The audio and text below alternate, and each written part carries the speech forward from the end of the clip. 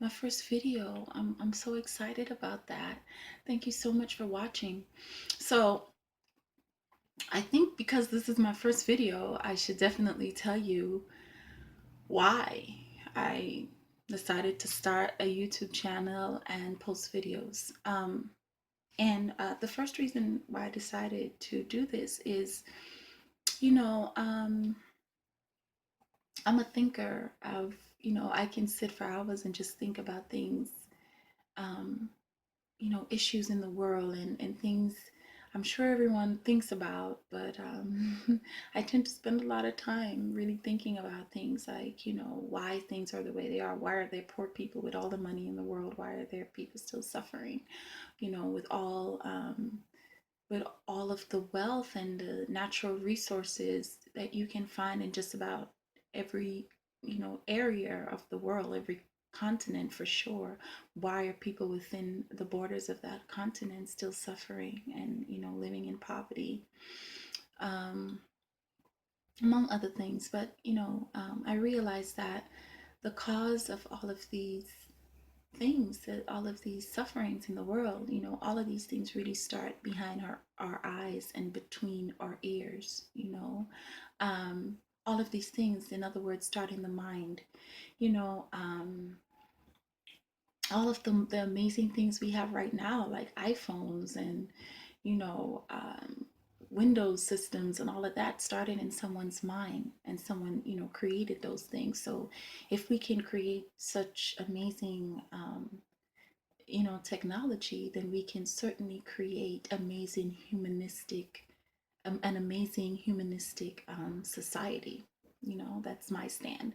So the first reason I started this post is to really talk about all of these things, and to have an open dialogue about them, and about ways that we can really positively affect our world and our lives. Is someone who has awakened to that. It's said very simply, but it's a remarkable way to live. Remarkable. So anyway, I was reading a Buddhist magazine, SGI. SGI produces SGI, Soka Gakkai International, distributes this magazine. And again, it's called Living Buddhism. And again, you can get this magazine from excuse me, you can get this magazine from sgi-usa.org. And so there it is.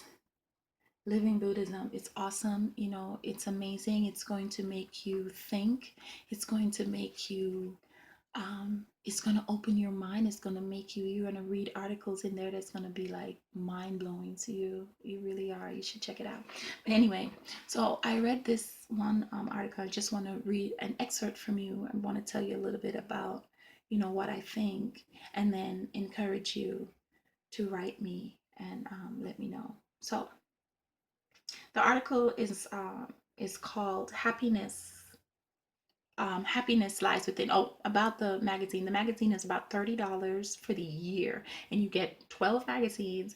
And there's a supplement that's a newspaper. You can get it in, I think, 3 or 4 different languages: Japanese, Korean, Spanish, and don't quote me on that, but you can get it in different languages. You'll see it right on there when you go to the website. And it's $30, and you get 2 of the newspapers a month and 12 magazines a year. I mean, come on.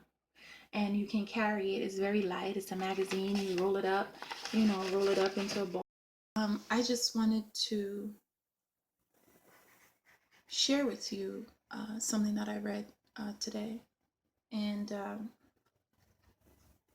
it says, people may live in fine houses or possess great wealth, but if their hearts are mean and their life conditions are low, they will not be truly happy. They will be dwelling in palaces of misery. In contrast, People who have beautiful, generous hearts and a high life condition, irrespective of their present condition or present circumstances, are certain to attain both material and spiritual happiness. This accords with the Buddhist principle of the oneness of life and its environment, that our lives and our surroundings are one and inseparable. When we open when we open the palace of our own lives, it will eventually lead to the palace of happiness opening in others' lives and the palace of prosperity opening in society. There is an underlying continuity between the process of opening one's own palace and others doing likewise. This is a wonderful Buddhist philosophy.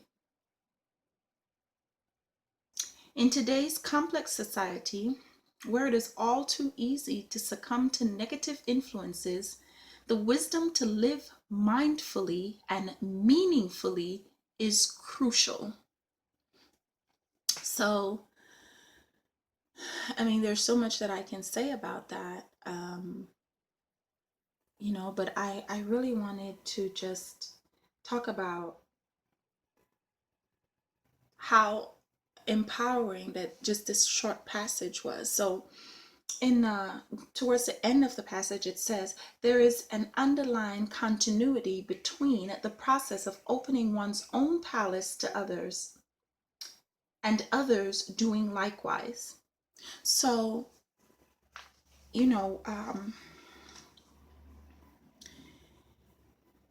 what it really means is that once we open our own lives, then inevitably we're going to open the lives of others, and those others are going to open the lives of even more, and so we cause a ripple effect. Maya Angelou wrote a whole book with that title. I Know Why Caged Birds Sing, so that other birds could sing, right? It's a very good book, by the way. And you should read. Everyone should read. Even if you don't have a degree or a PhD or whatever. Brooklyn Public Library, New York Public Library, get in there and take books out and read. You open your whole mind when you read. So please do so. That's my public service announcement. But seriously, our children really look up to us, and we could talk all day long to our kids, but the things that they see us do last a lifetime. So read, and if your kids see you reading and talking about the books and being really excited and interested in them, you will raise their awareness of reading, and inevitably they're going to read and seek more. They might do it in their own way, but they're going to read and seek more. At the very least, if they see reading as your hobby and it's something that you enjoy, it will encourage them to find something that is positive and self-educating to also enjoy and share with their friends. So, don't take these things lightly. Our children are really looking at us. But anyway, I find it so reassuring that, I can really do something to affect change in the world. I told you before that I walk around New York City and see everyone so, dejected and unhappy and depressed. But, a simple smile, walking around on the subway and looking at someone and giving them a simple smile really could change that person's day and that person's outlook, and that person smiling back at you. It's something very simple. Where I grew up in the Caribbean, we were expected, it was second nature to greet everyone you meet. Like, to not greet them, you would get in serious trouble with your parents. And I think that, we've lost that in society. I had to greet every person, and I was taught to greet them before they greeted me, especially an adult. Like, why am I waiting till they said good morning to me? As soon as I saw them, to say hi. I know I was having a conversation with my mom the other day, And, she was like, yeah, even if you pass by the person's house and you don't even see them, you yell out their name, good morning, Miss whatever, and somewhere in the back, you'll hear them, yell out, good morning, so we really have to greet each other and really take an interest in, it don't take nothing from you to smile, and it exercises your face muscles, and you gonna need less Botox, if any, the more you smile. It keeps you young. So for just that, smile. So anyway, please let me know what you think about what I read, and if you had any thoughts. I was just really encouraged by the fact that I can really affect my environment by just doing something simple, and then I'm reassured that that will create a ripple effect. Sometimes we think we can't do anything because we want to build a stadium and we want to build something grand, but really, even the stadium starts with one brick. So you can start with a simple smile. Anyway, I always like to end these videos with a challenge. So this week's challenge is to stand in front of your mirror and declare something amazing about yourself. Boldly declare it. So you might want to declare that you are an amazing mother or wife, or it might be something that you're struggling with at work or in society, and you might want to proclaim, listen, I'm going to win over this. you know I'm not going to let this stop me. Whatever it is, I want you to boldly proclaim that, and then I want you to go out and find other people and encourage them with that same spirit. So if you boldly proclaim that you are a great mom, I want you to look for opportunities to encourage another mother and tell them the same thing. Wow, you're an awesome mom. Your kids are going to be so, amazing, such amazing members of society because, I can see that in the way you take care of them.